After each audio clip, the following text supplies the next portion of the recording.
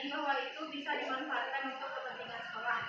Jadi pada kesempatan ini saya ada Sri dari bersama dengan Ibu Mutia Waisya akan mempresentasikan beberapa hal yang kami lihat dan kami temukan itu menjadi sebuah sumber daya yang bisa dimanfaatkan demi kepentingan sekolah. Jadi dalam penyampaiannya nanti kalau misalnya ada kelebihan atau kekurangannya, dimohon kepada Bapak Ibu untuk merespon. Mungkin ada beberapa sumber daya yang luput dari penglihatan kami minta masukan dari Bapak Ibu yang hadir saat ini.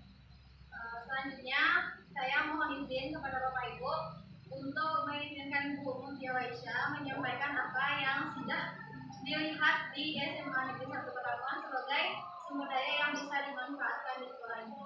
Kepada Bu Mutia Waisya, dipersilakan. Terima kasih kepada Ibu Bulan yang telah membuka acara kita pada hari ini. Baiklah, sesuai dengan kesempatan Ibu Bulan tadi, kita akan membahas mengenai 7 modal atau aset utama yang bisa kita manfaatkan untuk pengembangan sekolah kita. Nah, kita sebagai manusia biasanya cenderung memandang sesuatu itu dari segi kekurangan. Kita kurangnya apa? Kita bergunanya apa? Atau kita masalahnya apa?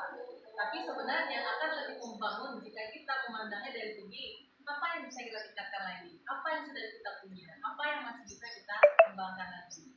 Jadi pada pembelajaran kali ini ya kita berfokus kepada apa yang sudah ada pada diri kita, walaupun mungkin bagi sekolah lain itu masih kecil atau sederhana, tapi bagi kita ini bisa dijadikan suatu aset yang akan bisa dikembangkan lebih jauh lagi. Kita masuk ke beberapa aset diantaranya. Pertama kita akan identifikasi dulu aset atau modal yang ada di SMA Negeri 1 Pekalongan. Yang pertama itu adalah aset manusia. Ini meliputi komponen manusia yang terdapat di SMA Negeri 1 Pekalongan, mulai dari kepala sekolah, guru, tenaga pendidikan, pengawas, komite, orang tua, serta masyarakat. Ini dari beberapa hal yang sudah kami himpun, nanti mohon koreksi dan tambahannya dari rekan-rekan semua. Yang pertama, kepala sekolah kita, kelebihannya ya, keunggulannya dia sudah menempuh pendidikan S2, sudah berpengalaman di sekolah besar sebelum di sini selama kurang lebih 30 tahun. Nah, diharapkan nanti pemanfaatannya adalah beliau akan mengembangkan dan memaksimalkan potensi yang dimiliki sekolah. Strategi pencapaiannya itu adalah dengan menjalankan program-program yang dapat meningkatkan kualitas sekolah. Kemudian faktor yang kedua itu adalah guru, di sini yang paling besar. 75% masih berusia muda dan 25%-nya itu sudah menempuh pendidikan S2 serta aktif mengikuti berbagai kegiatan pengembangan diri, baik itu secara mandiri ataupun secara berkelompok seperti ikut untuk pelatihan-pelatihan. Kemudian dari segi tenaga pendidikan seluruhnya masih muda dan produktif, berpengalaman minimal 7 tahun dalam bidang tenaga pendidikan. Kemudian kita punya pengawas yang sudah berpendidikan S2 juga, berpengalaman mengajar di luar negeri selama bertahun-tahun, jadi pengawas kita kebetulan ya. Kemudian kita juga punya komite yang merupakan tokoh masyarakat yang aktif dalam pendidikan. Orang tua murid kita di sini dia memiliki berbagai macam profesi dari berbagai kalangan yang sangat beragam. Kemudian masyarakat sekitarnya juga sama ya, dari berbagai kalangan dan profesi, yang pemanfaatannya nanti diharapkan dapat meningkatkan potensi yang dimiliki sekolah kita.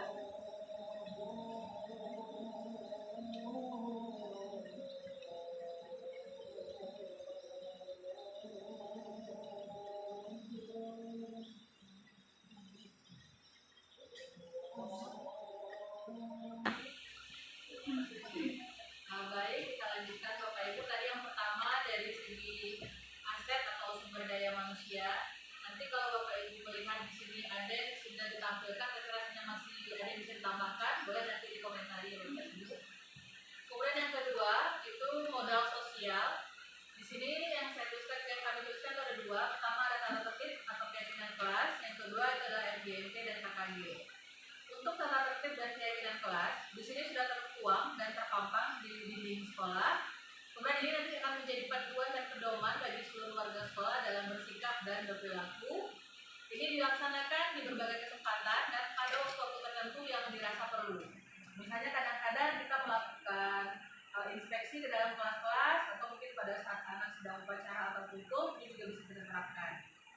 Sementara kalau untuk MGMP ini akan memberikan informasi dan aktualisasi bagi guru, meningkatkan kompetensi guru, menjalin komunitas serta ajang berbagi, di mana di setiap pertemuannya itu nanti melakukan aktualisasi informasi serta info-info yang mendukung dalam peningkatan kompetensi guru.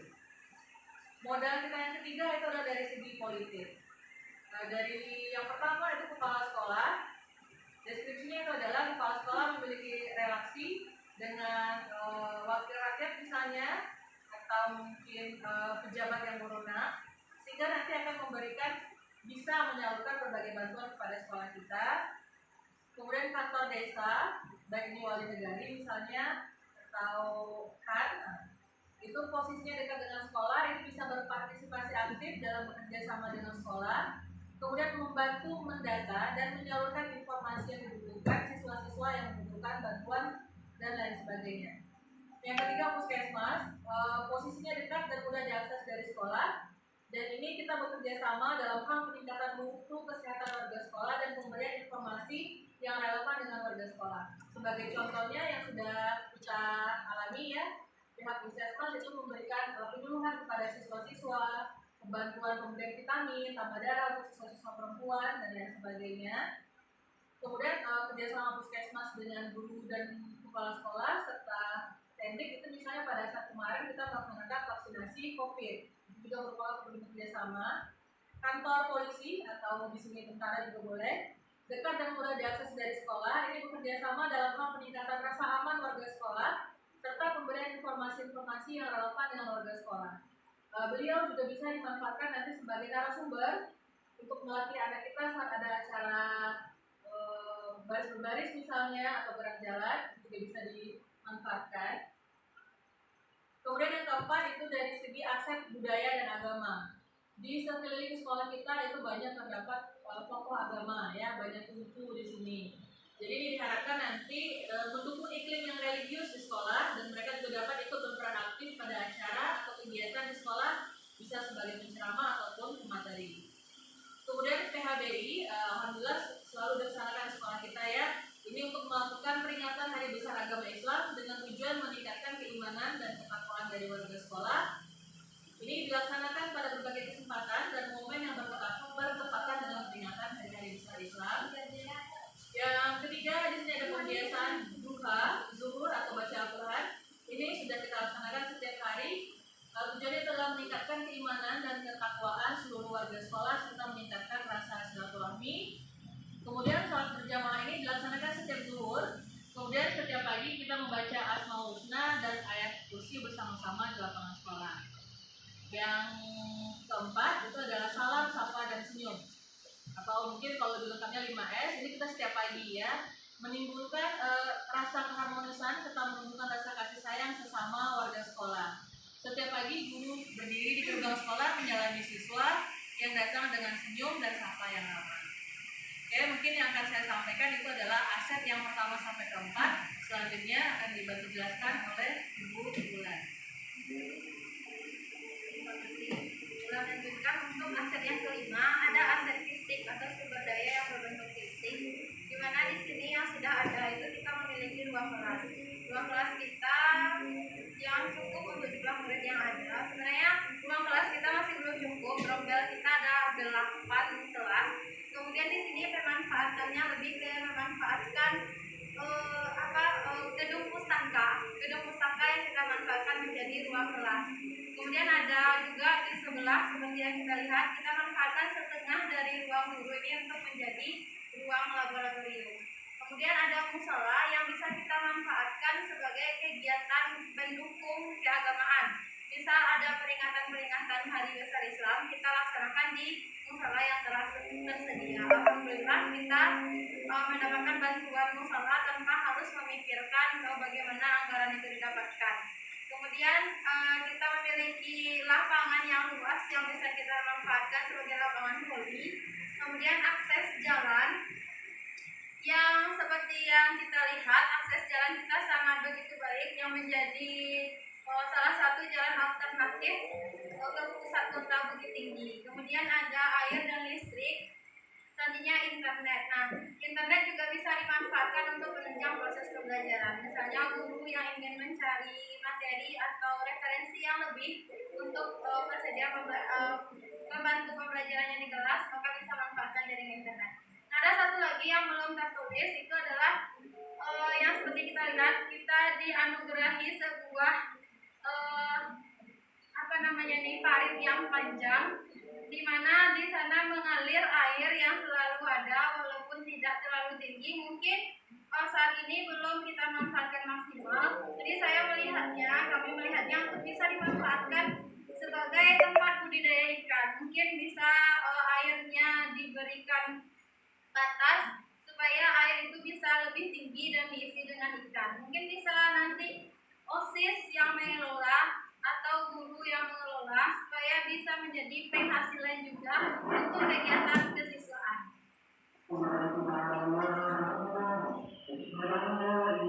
Kemudian aspek yang keenam adalah lingkungan atau alam.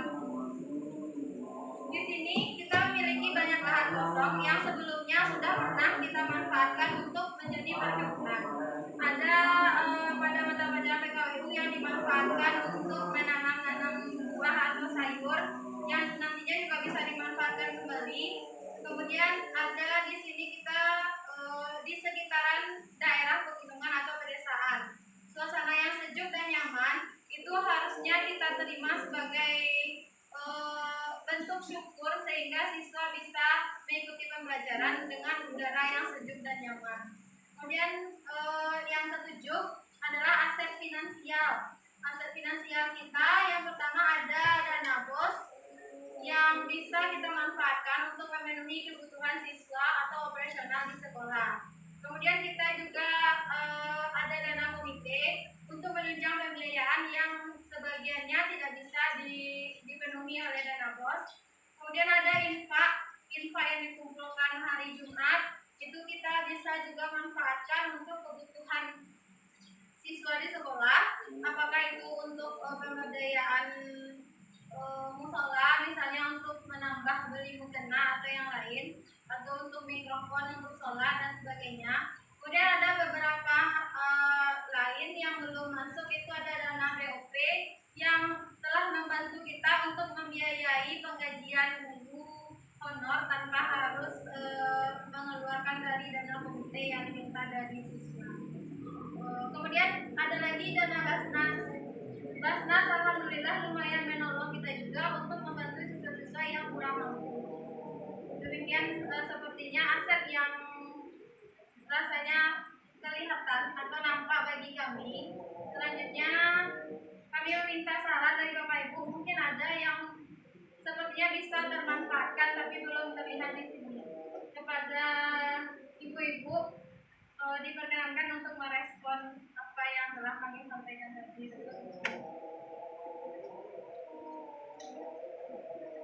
Silakan Bu Nova. Terima kasih atas paparan Ibu Wulan. Terima kasih juga masukannya tadi ada pemanfaatan air sumber daya alam kita. Insya Allah nanti akan sampaikan kepada pengurus yang Itu tadi yang aliran air yang dimanfaatkan. Ya, mungkin nanti kalau ada acara OSIS apa-apa butuh. Kebetulan kan kita tidak mengumpulkan dana khusus untuk kegiatan OSIS. Jadi kalau kita bisa menghasilkan uang dari sana ketika penjualan ikannya berhasil, mungkin bisa dimanfaatkan untuk kegiatan OSIS atau apa yang bisa mungkin akan menjadi hadiah waktu kita peringatan 17 Agustus atau apa saja yang bisa dimanfaatkan. Gitu ya Bu ya. Terima kasih. Terima kasih Bu Nova. Lanjut Ibu, silakan Ibu. Ya, terima kasih. Ini mungkin saran atau mungkin masukan ya dari segi beberapa aspek-aspek tadi ada tujuh aset. Salah satunya itu adalah pemberdayaan lingkungan. Lingkungan alam sekolah kita ini sangat mendukung sekali dalam proses pembelajaran, di mana apapun yang ada di sekitar sekolah ini bisa kita manfaatkan untuk pembelajaran. Misalnya kan kita harus pembelajaran itu di kelas, jadi agar pembelajaran itu berkreasi dan sesuai dengan kotak siswanya, dengan kebutuhan siswa, kita bisa mengajak mata-mata pelajaran semua mata pelajaran mungkin bisa diajak, bukan hanya belajar di kelas, tapi mungkin bisa memanfaatkan alam yang ada. Salah satu contohnya misalnya biologi, kan lingkungan kita masih banyak. Nah, mungkin kita bisa sesuai dengan topik yang saat itu dibawa siswanya belajar ke lingkungan. Yang pernah saya lakukan dulu juga pernah, itu mata pelajaran di fisika itu saya bawa sesuai dengan, karena itu ada tekanan hidrostatis, itu saya bawa langsung ke kali itu pernah. Di sana nanti akan menimbulkan bakat dan siswa merasa senang belajar. Jadi sekali-sekali apa salahnya pada mata-mata pelajaran itu bisa membawa siswanya belajar di lingkungan alam. Nah, misalnya bahasa Inggris atau bahasa Indonesia juga bisa bawa. Misalnya tumbuhan ini apa bahasa Inggrisnya, di bahasa Inggris. Jadi kita bisa mengembangkan berbagai potensi yang ada di siswa dengan memanfaatkan alam di sekitarnya. Itu kan untuk mata pelajaran lain. Itu mungkin masukan, bukan hanya sekedar memanfaatkan aliran airnya, kemudian disemai ikan, kemudian hasil, kan itu hanya salah satu. Ya, jadi bukan dari segi ekonomisnya saja kita lihat, tapi bisa kita kembangkan ke arah yang lebih baik untuk peningkatan potensi siswa dalam meningkatkan pembelajaran. Terima kasih. Terima kasih Bu, responnya sangat menginspirasi. Ya Bu, silakan Bu yang ini. Assalamualaikum warahmatullahi wabarakatuh. Waalaikumsalam. Saya sangat senang sekali mendengarkan karena ada di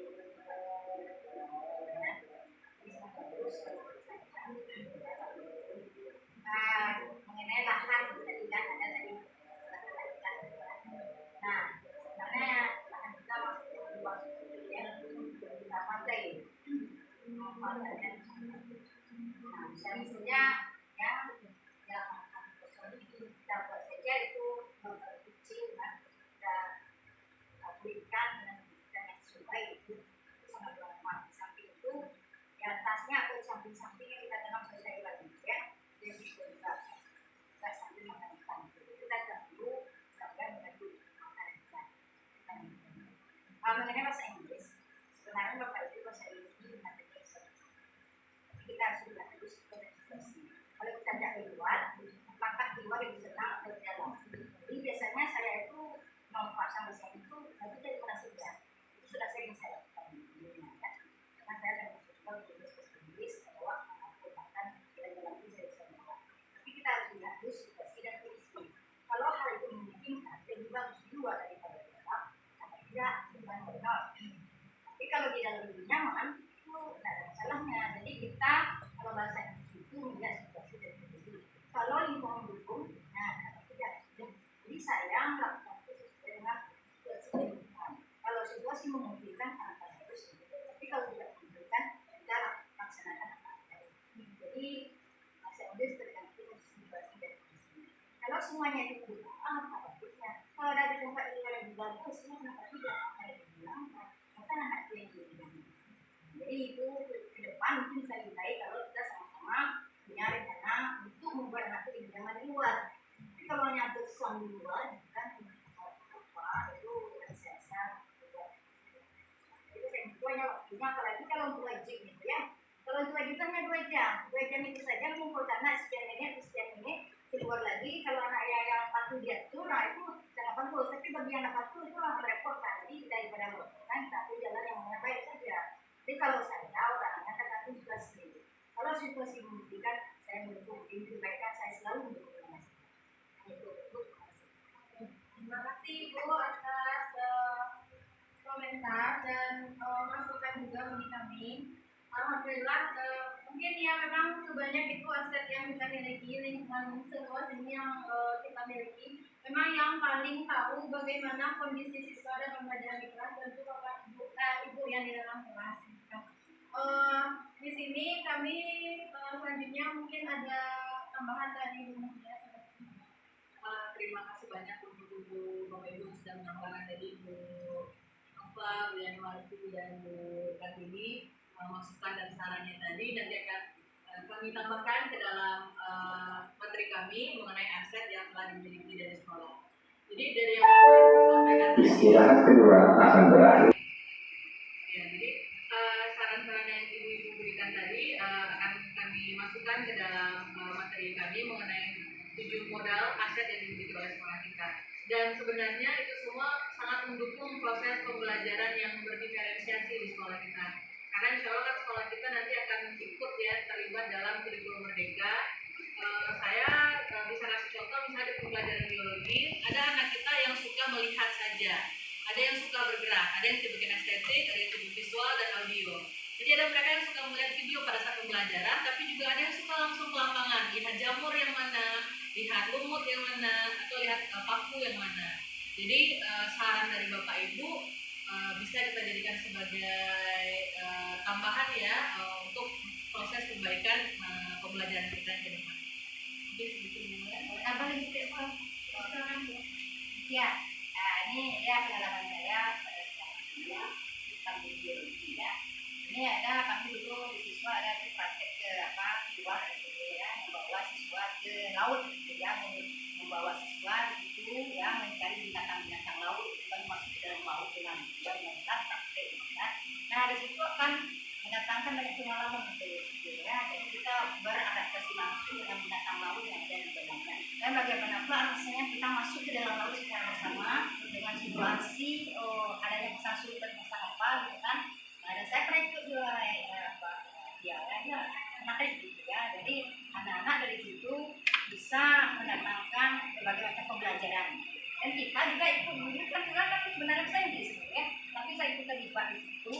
Saya merasa ada sesuatu hal yang menarik kan. Itu bagus kalau dikembangkan dengan anak-anak. Jadi mereka itu bukan hanya mau teori saja, mereka juga dapat pengalaman secara nyata kan. Jadi sebenarnya kalau guru mau berbuat, kita saling mendukung, itu semuanya bisa kita kembangkan. Jadi itu bagus sekali kan. Saya kalau untuk maju itu kalau dia sangat betul-betul ya, sangat biasa. Itu saya merasa senang gitu ya, senang dan sekali bertambah. Oke, alhamdulillah sudah banyak tanggapan dari ibu-ibu semuanya. Dan alhamdulillah kita semua memang punya tujuan baik untuk kepentingan pendidikan ya. Kita punya tujuan baik untuk mensukseskan anak-anak kita, gimana untuk mencapai kebahagiaan sejati menurut mereka masing-masing. Dan kita tidak berusaha untuk merugikan anak, kita tetap berusaha untuk memberikan yang terbaik. Dan sekarang kita sudah dibukakan mata untuk melihat aspek-aspek yang tadinya maksudnya memang sudah dilakukan juga, mungkin bisa lebih diaktifkan lagi. Nah, mungkin bisa lebih diaktifkan lagi, kemudian menyadarkan diri kita, kami juga ternyata banyak yang bisa kita manfaatkan kan. Dengan mempelajari modul ini kita juga banyak tersadar bahwa tidak hanya satu yang bisa kita lakukan dalam proses pembelajaran, ada banyak hal yang bisa mendukung. Dan kegiatan itu tidak mesti dilakukan oleh satu guru, bisa itu berbentuk kolaborasinya Bu ya. Bisa bentuk kolaborasi, mungkin itu juga akan sangat bisa diterapkan nanti di tahun ajaran baru pada kurikulum merdeka kita di bulan Juli yang akan datang.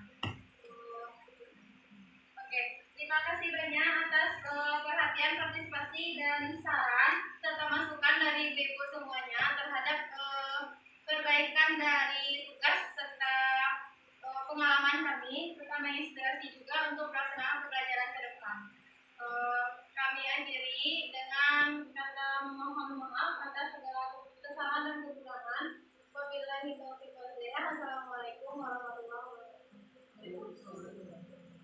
terima kasih.